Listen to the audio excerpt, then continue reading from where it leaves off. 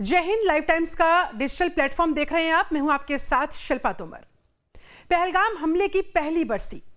आतंकियों ने जिन 26 निर्दोष लोगों को उनका नाम, उनका धर्म पूछ पूछ कर मारा, आज उन्हें श्रद्धांजलि और आतंकियों को पीएम मोदी, रक्षा मंत्री और सेना की तरफ से आतंक के आगे भारत के कभी न झुकने का सख्त संदेश दिया गया। इस आतंकी हमले का बदला ऑपरेशन सिंदूर से लिया गया।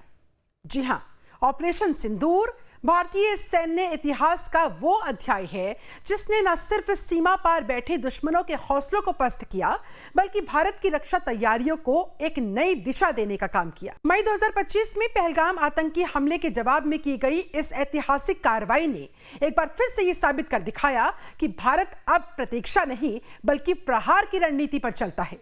इस सैन्य कार्रवाई के 1 साल पूरा होने पर भारतीय रक्षा मंत्रालय ने सेना के आधुनिकीकरण की जो रफ्तार पकड़ी वो भी हैरतअंगेज है। इस ऑपरेशन में ब्रह्मोस, स्कैल्प, हैमर जैसी मिसाइलें और स्वदेशी ड्रोन एयर डिफेंस सिस्टम ने कमाल कर दिखाया। और आज इसी पर करेंगे बात कि ऑपरेशन सिंदूर के बाद आखिर कितनी बढ़ी भारत की सैन्य ताकत। ऑपरेशन सिंदूर के बाद इस 1 साल में क्या कुछ बदला, इस 1 साल में कितने नए हथियार जोड़े गए और कितने तैयार हैं हम दुश्मन देश के दांत खट्टे करने के लिए। ऑपरेशन सिंदूर के 1 साल बाद भारत की रक्षा व्यवस्था पूरी तरह से बदल गई। नई doctrine, Rudra brigade, Divyastra battery, Bhairav battalion और स्पेशलाइज्ड ड्रोन यूनिट्स बने। 3 करोड़ 31 लाख रुपए के हथियार मंजूर किए गए। 819 स्वदेशी ड्रोन बनाए गए। मिशन सुदर्शन चक्र, रिकॉर्ड बजट और इमरजेंसी प्रोक्योरमेंट से आत्मनिर्भरता और ज्यादा बढ़ी। इसमें कोई शक नहीं है कि ऑपरेशन सिंदूर के बाद भारत ने पिछले 1 साल में 15 से 20 नए वेपन सिस्टम अपने बेड़े में शामिल किए। 8 से 10 मौजूदा प्लेटफॉर्म्स को और अपग्रेड किया। तेजस, अपाचे, S-400 और ड्रोन जैसे सिस्टम से सेना की ताकत को और बढ़ाया गया। एयर डिफेंस और स्ट्राइक क्षमता में भी बड़ा इजाफा हुआ। रक्षा बजट की बात करें तो इसे भी बढ़ाकर 6 करोड़ 81 लाख रुपया कर दिया गया। और आइए अब आपको बताते हैं कि पिछले 1 साल में कितने नए हथियार जोड़े गए हैं। पिनाका रॉकेट सिस्टम, 120 किलोमीटर की रेंज की पिनाका गाइडेड रॉकेट का सफल टेस्ट किया गया। अपाचे हेलीकॉप्टर, पहले 3 हेलीकॉप्टर जुलाई और बाकी के दिसंबर 2025 में मिले। दुश्मन के टैंकों और बंकरों को तबाह करने में माहिर है Apache.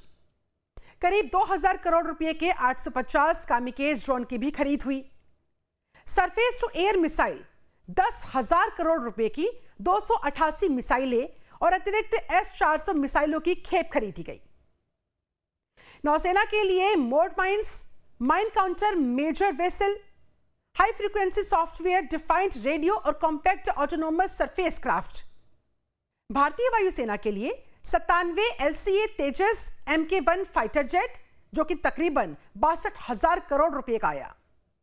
Netra Mk2 airborne early warning system, extra Mk2 missile, javelin anti tank missile और कई स्पाई प्लेन यानी कि सर्विलांस एयरक्राफ्ट भी खरीदे गए। और आइए अब आपको बताते हैं कि मौजूदा हथियारों में कितने ऐसे हथियार हैं जिन्हें मॉडिफाई किया गया। सुखोई 30 Mk1 फाइटर जेट, बड़े पैमाने पर अपग्रेड जिसमें नई एवियोनिक्स, रडार और वेपन इंटीग्रेशन शामिल है। Barak 1 point defence missile system, इसे अपग्रेड किया गया और इसे बेहतर एंटी शिप और एंटी एयर क्षमता दी गई। S-400 air defence system, comprehensive annual maintenance और अतिरिक्त मिसाइलों के साथ इसे अपडेट किया गया। T-90 टैंक अपग्रेड करके नई नाइट साइट और फायर कंट्रोल सिस्टम्स इसमें लगाए गए। Mi-17 हेलीकॉप्टर, लाइफ एक्सटेंशन और मॉडर्नाइजेशन इसका किया गया। Spider weapon system, mountain radar और अपग्रेडेड वर्जन का इसमें इस्तेमाल हुआ। BrahMos fire control system, navy के लिए नए लॉन्चर और अपग्रेड इन्हें किया गया है। तो नए हथियार जोड़ने के साथ साथ पुराने सिस्टम को भी अपडेट करना बहुत जरूरी था। इस 1 साल में भारत ने तकरीबन 10 से 12 प्रमुख सिस्टम को मॉडिफाई किया ताकि वो और ज्यादा पावरफुल बने और आधुनिक हो जाए। कुल मिलाकर ऑपरेशन सिंदूर के 1 साल के बाद भारत का वेपन सिस्टम पहले से कहीं ज्यादा मजबूत हो गया। नए हथियार जोड़ने और पुराने हथियारों को अपडेट करने से तीनों ही सेनाओं की fire power, air defence, drone warfare और नेवल स्ट्राइक क्षमता में जबरदस्त इजाफा हुआ है। ये बदलाव सिर्फ कागजों पर नहीं बल्कि रियल टेस्ट और ट्रेनिंग में भी देखने को मिल रहे हैं। तो देश की सुरक्षा के लिए ये एक साल काफी यादगार रहा, क्योंकि अब कोई भी दुश्मन देश सोच समझकर ही हमें छेड़ेगा, और जब छेड़ेगा तो हम छोड़ेंगे नहीं। क्यों? क्योंकि ये नया हिंदुस्तान है।